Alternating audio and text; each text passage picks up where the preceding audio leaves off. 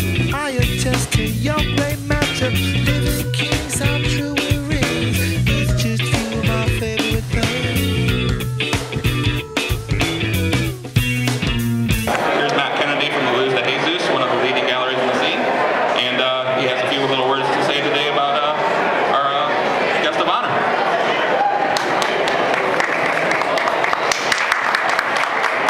Thank you, everybody. And welcome to Beyond Eden 2011. In 1979, Robert Williams coined the term lowbrow when it graced the cover of his first collected volume of paintings. It was a self-deprecating term used to describe his work, and the word is stuck in the art world vernacular ever after. His influence has been felt in virtually every painter to follow, particularly in the genres of lowbrow and its classier named offspring, pop surrealism. Which is not to say that he's personally to blame for any of the art that followed, but I digress. Sure he is. This year, a new exhibition of Robert's paintings opened at Shafrazy Gallery, which, luckily for those of us who were unable to travel to New York, was soon after displayed at Cal State Northridge. That exhibition, Conceptual Realism in the Service of the Hypothetical, garnered acclaim from many of the highbrow publications that used to shun him. And to cap it all off, he was included in the Whitney Biennial. And as if that wasn't enough, a documentary titled Mr. Bitchin' was released theatrically, following 15 years of production, and it debuted not in a mere movie theater, but at the Los Angeles County Museum of Art.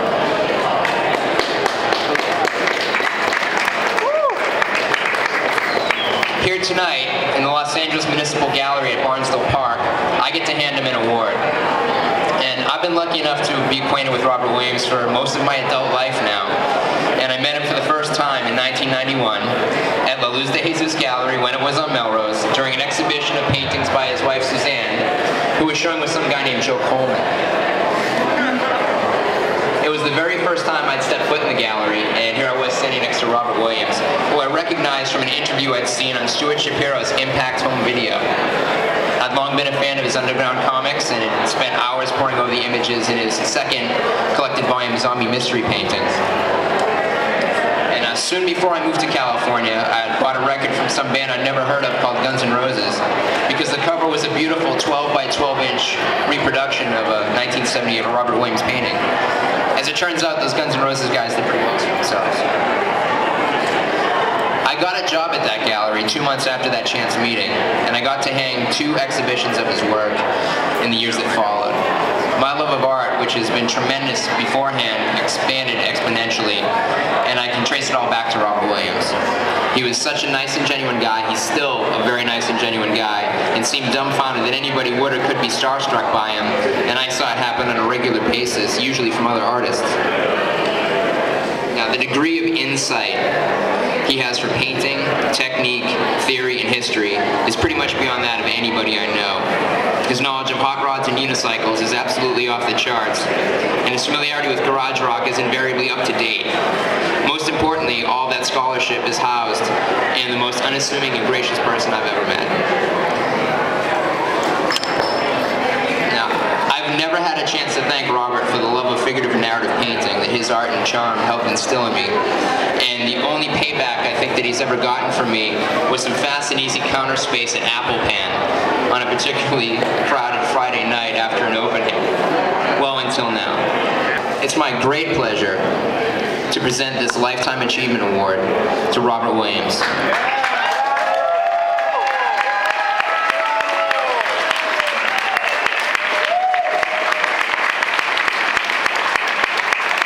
To me, this is like handing an Oscar to Cecil B. DeMille. And I'm sure that Billy's got a few words that he'd like to say as well, but before he does, I'd really like to give this to you, Robert.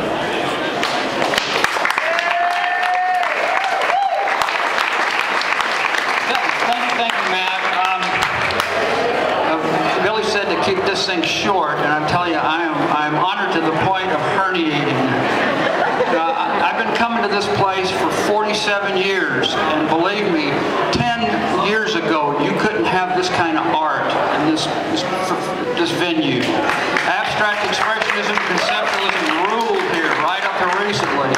If you come in here and you take this for granted, you're making a big mistake, because a lot had to change in this country to have a show like this. I just want to thank all of you people, and I'm just overwhelmed, absolutely overwhelmed. I thank you very, very much. I want to give the mic to Billy Shire.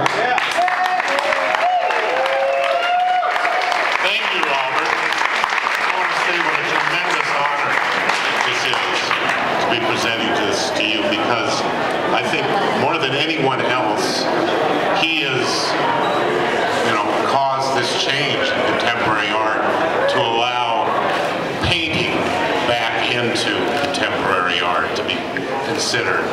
And, not only that, but I think, we're honoring tonight one of the world's foremost artists today.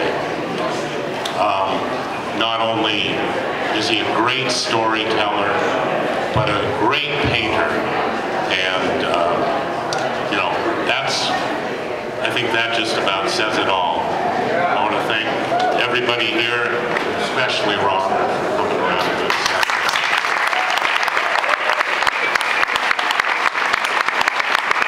Thank you, everyone, and enjoy Beyond East 2010.